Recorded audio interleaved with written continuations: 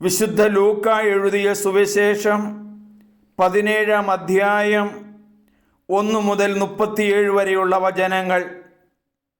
ശിഷ്യന്മാർക്ക് ഉപദേശങ്ങൾ. അവൻ ശിഷ്യന്മാരോട് പറഞ്ഞു, ദുഷ്പ്രേരണകൾ ഉണ്ടാകാതിരിക്കുക അസാധ്യം.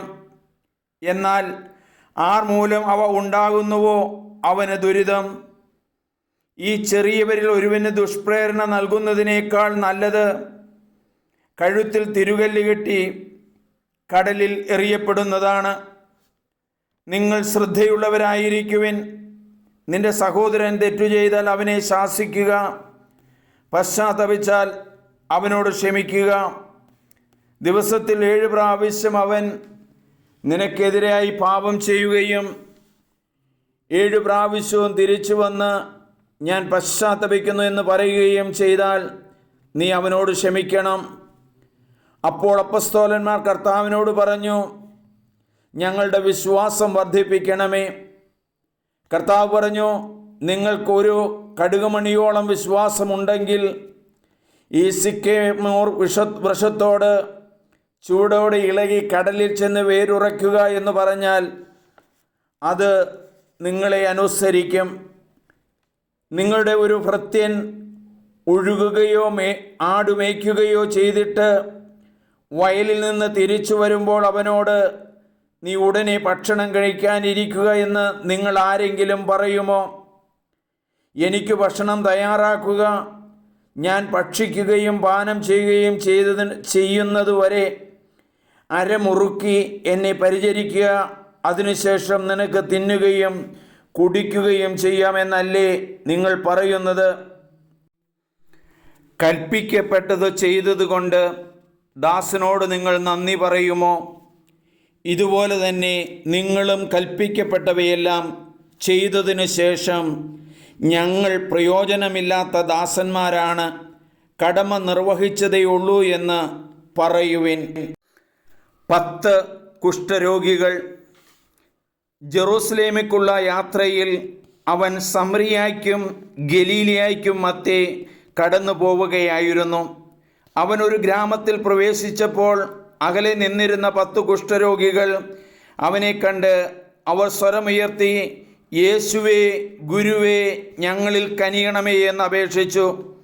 അവരെ കണ്ടപ്പോൾ അവൻ പറഞ്ഞു, പോയി നിങ്ങളെ തന്നെ പുരോഹിതർക്ക് കാണിച്ചു കൊടുക്കുവിൻ. പോകും വഴി അവർ സുഖം പ്രാപിച്ചു. അവരിൽ ഒരുവൻ താൻ രോഗവിമുക്തനായി എന്ന് കണ്ട് ഉച്ചത്തിൽ ദൈവത്തെ സ്തുതിച്ചുകൊണ്ട് തിരിച്ചു വന്നു.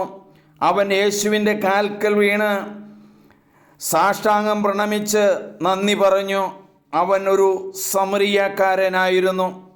യേശു ചോദിച്ചു, 10 പേരല്ലേ സുഖപ്പെട്ടത്? ബാക്കി 9 പേർ എവിടെ? ഈ വിജാതീയനല്ലാതെ മറ്റാർക്കും തിരിച്ചു വന്ന് ദൈവത്തെ മഹത്വപ്പെടുത്തണമെന്ന് തോന്നിയില്ലല്ലോ. അനന്തരം യേശു അവനോട് പറഞ്ഞു, എഴുന്നേറ്റ് പൊയ്ക്കൊള്ളുക, നിന്റെ വിശ്വാസം നിന്നെ രക്ഷിച്ചിരിക്കുന്നു. മനുഷ്യപുത്രൻ്റെ ആഗമനം. ദൈവരാജ്യം എപ്പോഴാണ് വരുന്നത് എന്ന് ഫരിസേയർ ചോദിച്ചു. അവൻ മറുപടി പറഞ്ഞു, പ്രത്യക്ഷമായ അടയാളങ്ങളോടുകൂടിയല്ല ദൈവരാജ്യം വരുന്നത്. ഇതാ ഇവിടെ, അതാ അവിടെ എന്ന് ആരും പറയുകയുമില്ല. എന്നാൽ ദൈവരാജ്യം നിങ്ങളുടെ ഇടയിൽ തന്നെയുണ്ട്. അവൻ ശിഷ്യരോട് പറഞ്ഞു, മനുഷ്യപുത്രൻ്റെ ദിവസങ്ങളിൽ ഒന്ന് കാണാൻ നിങ്ങൾ കാണുന്ന സമയം വരും, എന്നാൽ നിങ്ങൾ കാണുകയില്ല.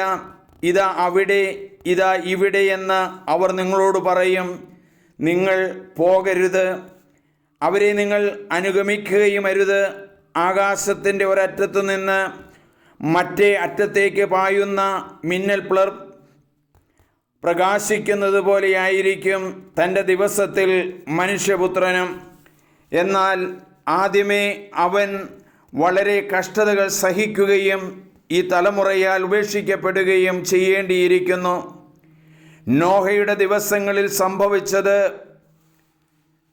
എങ്ങനെയോ അങ്ങനെയായിരിക്കും മനുഷ്യപുത്രൻ്റെ ദിവസങ്ങളിലും.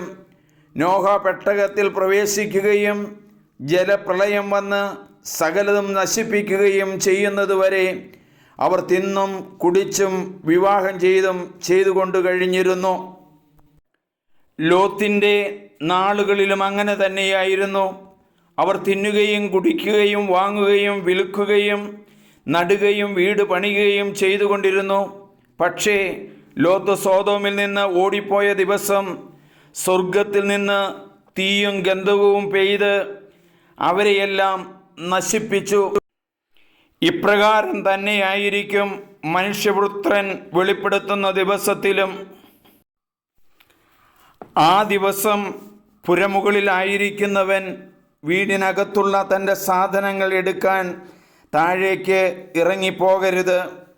അതുപോലെ തന്നെ വയലിലായിരിക്കുന്നവനും പിന്നിലുള്ളവയേക്ക് തിരിയരുത്. ലോത്തിൻ്റെ ഭാര്യയ്ക്ക് സംഭവിച്ചത് ഓർമ്മിക്കുക. തൻ്റെ ജീവൻ നിലനിർത്താൻ പരിശ്രമിക്കുന്നവൻ അത് നഷ്ടപ്പെടുത്തും.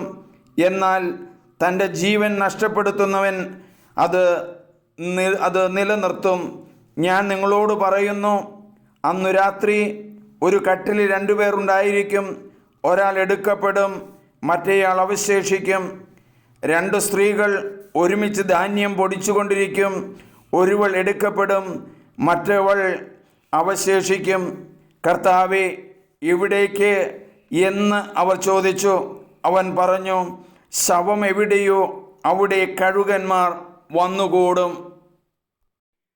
സബ്സ്ക്രൈബ് ചെയ്യണം, എല്ലാവരും ഷെയർ ചെയ്യണം. ദൈവം അനുഗ്രഹിക്കട്ടെ.